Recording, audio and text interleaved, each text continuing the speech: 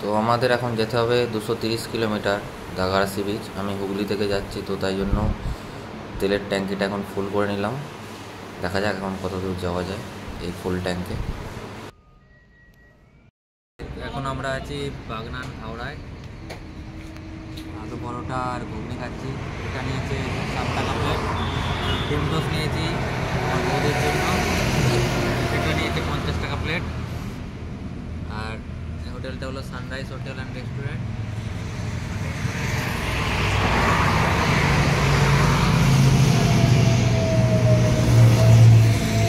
একদম হাইওয়ের পাশেই বাড়ি। চলো টিফিন করা যাক, টিফিন করে আমরা আবার বেরিয়ে পড়বো আমাদের অফবিট লোকেশনের উদ্দেশ্যে। আমরা এখন বেরোচ্ছি কোলাঘাট ব্রিজ।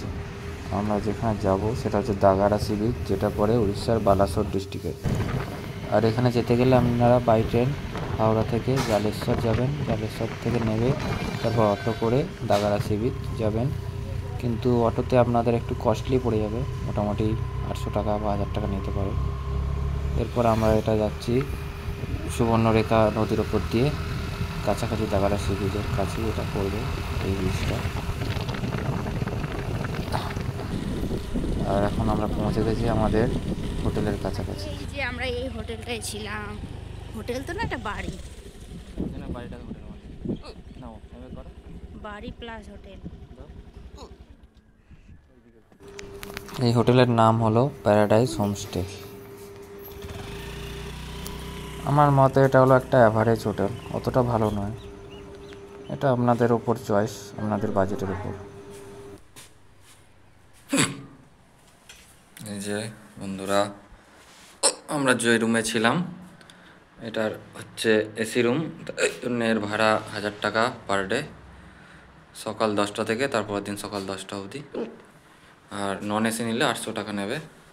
তো রুমটা অতটা ভালো নয়, কোয়ালিটি অতটা ভালো নয়, দেখতে পাচ্ছ। ভাড়া কম, তাই জন্যে কোয়ালিটিও কম। তো এর থেকে হাইফাই রুম নিতে গেলে আর একটু পেছনে লক্ষ্মী হোটেল আছে, লক্ষ্মীপ্রিয়া হোটেল, এখান থেকে 1 কিলোমিটার একটু পেছনে যেতে হবে, তো সেখানে নিতে পারেন বেশি রেঞ্জের ভালো কোয়ালিটির রুম।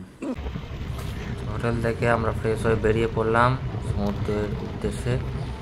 আর সমুদ্রে যাওয়ার পথে দুধারে ছোটো ছোটো দোকান আছে, যেগুলো বন্ধ আছে, কিছু কিছু খোলা আছে। আর এই সমুদ্রের আশেপাশে অনেক ঝাউবন আছে। আমি স্কুটি নিয়ে বেরিয়ে পড়েছি সমুদ্র দেখতে।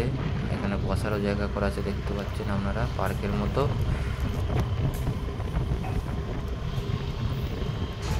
আমাদের হোটেল থেকে সমুদ্রেতে আসতে মোটামুটি 5-10 মিনিট টাইম লাগবে। মোটামুটি 1 কিলোমিটার পিছনে আছে আমাদের হোটেলটা।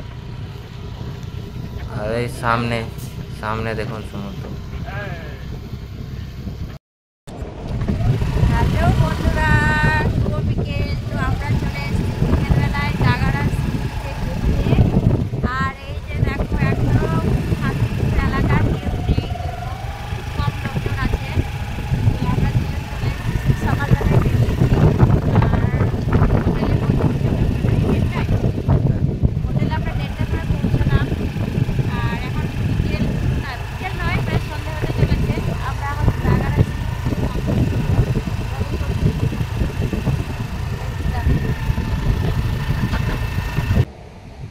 আর এই যে বন্ধুরা, এখানে এসেই আমি বিচের ওপর স্কুটি নিয়ে বেরিয়ে পড়েছি। এটাই আপনাদের অ্যাডভান্টেজ, আপনারা এখানে বিচের ওপরে স্কুটি বা বাইক চালাতে পারবেন, এতে কোনো নিষেধাজ্ঞা নেই।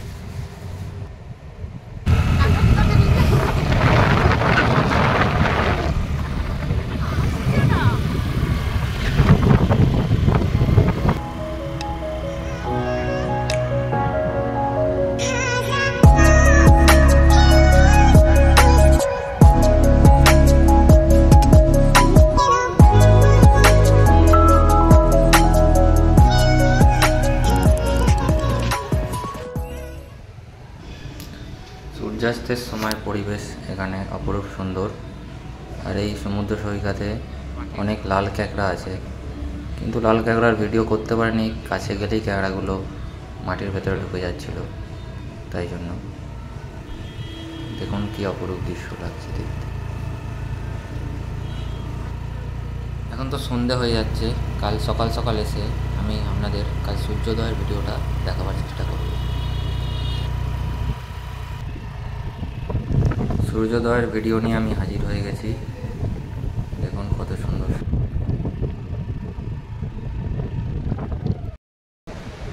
তো গুড মর্নিং ভিউয়ার্স, সকালবেলা ফ্রেশ এয়ার বইছে আর এদিকে সূর্য মামা উঠেছে।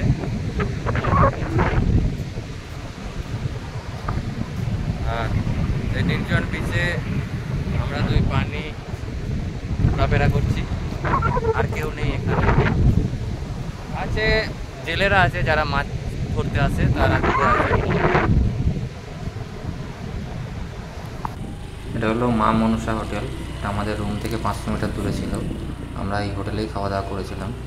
দামে কম, মানে ভালো। আমাদের ট্রিপ এখানেই শেষ হলো। আমরা এখন বাড়ির উদ্দেশ্যে আবার রওনা দিলাম। একটা অনেস্ট রিভিউ দিয়ে দিই, এখানে আসলে একদিনের জন্য ঠিক আছে, কিন্তু বেশি দিন এখানে স্পেন্ড করা যাবে না, সেরকম কিছু দেখার নেই। যারা নিরিবিলি পছন্দ করেন তারাই শুধু একমাত্র এখানে আসবেন। বেশি এখানে কিছু এন্টারটেনমেন্টের জন্য কিছুই পাবেন না। শান্ত সমুদ্র সৈকত, নিরিবিলি জায়গা, গ্রাম্য পরিবেশ, এইটুকুই বলতে পারবো। সবাই ভালো থাকবেন। ভিডিও ভালো লাগলে চ্যানেলটি সাবস্ক্রাইব করে রাখবেন। বাই।